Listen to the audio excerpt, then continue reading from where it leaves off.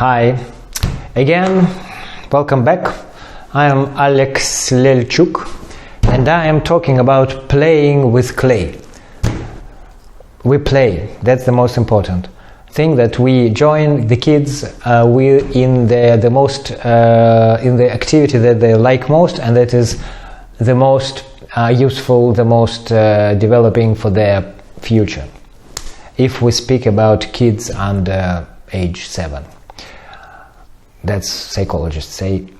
So it doesn't matter really what you take, clay or plastilina, but with clay you can build large things. With plastilina you can't afford it, I think, this kind of stuff, and it's not such soft material.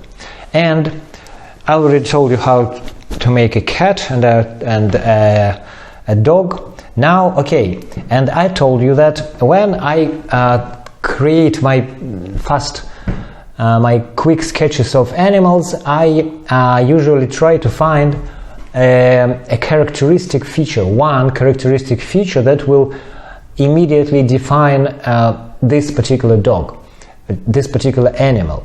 And usually this feature is not really about anatomy, though it is, well, some kind of bodily thing, but it tells about the character of this animal. So with dogs that was a curly tail, with cats it was again tail. No. So, and when we talk about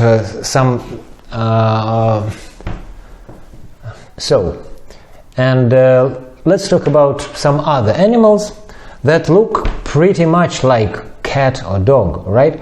But they are a little bit, must be different. We know when we, for example, see a wolf, we can tell it from a dog, right? Yes. No, we can't. Really, in reality, in nature, a wolf looks very much like a big husky, right? And actually husky is almost very, very close to wolf, and dogs were breeded out of wolves. So, but in fairy tales, in our plays, in our games, wolf has a very specific characteristic feature. He is evil, and he is a little bit slow, dumb, right? So when we create a wolf for kids' games, we should make some creature that will bear some kind of features of evil, right? And what can that be? I think that for the wolf, we say that he eats badly eats good animals, kind animals. So for the wolf, I will make a big jaw and teeth, because that's what wolf uses to eat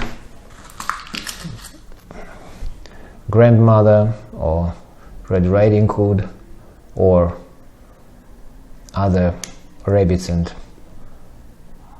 poor things, or at least tries to do that. So I would make like this, right? This is a wolf for me, and it differs from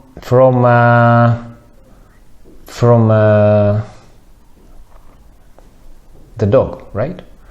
So how did I do that? Let's start again. We start from a potato.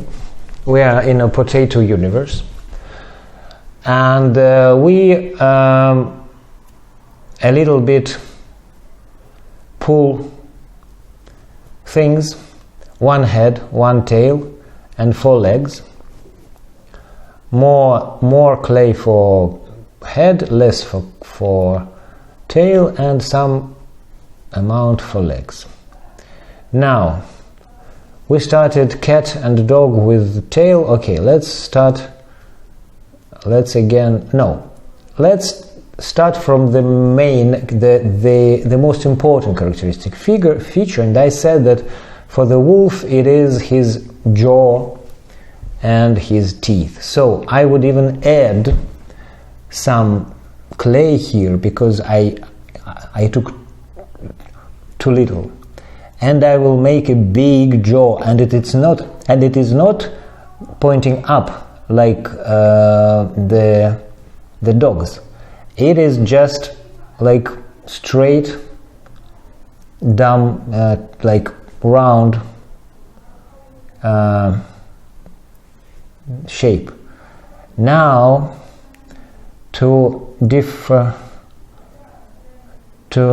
distinguish it from a dinosaur, I will make him ears, right? And now I've got okay, we already see that this is not a dog. Well, it might be a dog, right? But it's more likely to represent a wolf. Again, I will make it for its legs. There are nothing special about legs, but we know that with real wolves they have longer and thinner legs than ordinary dogs. But we don't use this information here because for us, for small kids, animals are not about biology, it's about character. And this is just regular legs, thick enough not to fall when the wolf stands, right?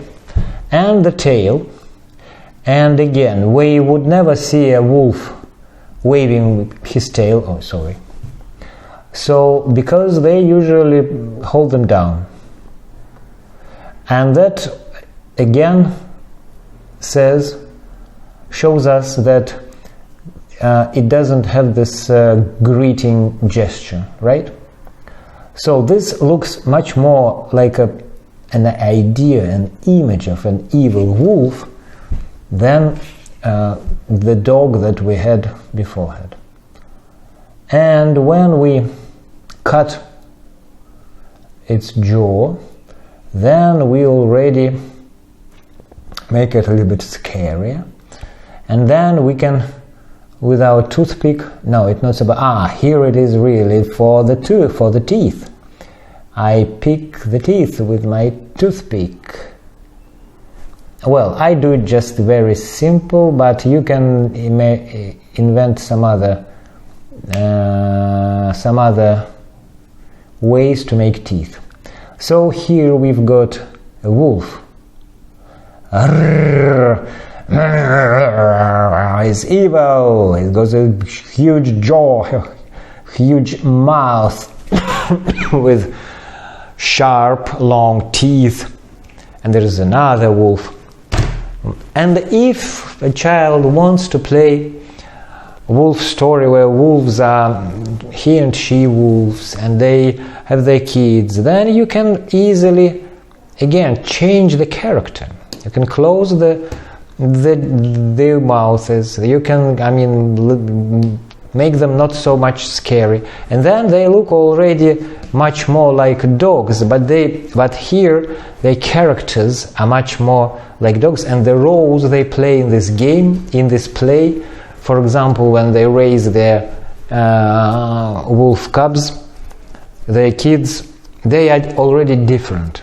And if you make wolves, for example, for Red Riding Hood, then this wolf is big, or for Three Little Pigs, this wolf is big and bad.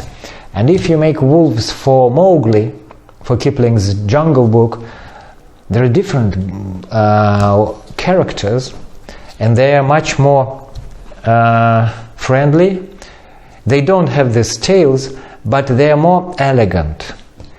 They have smaller heads. They have smaller heads, they have smaller jaws. because the big jaw for us is something evil and scary, and smaller jaw is something more close to us, friendly and negotiable.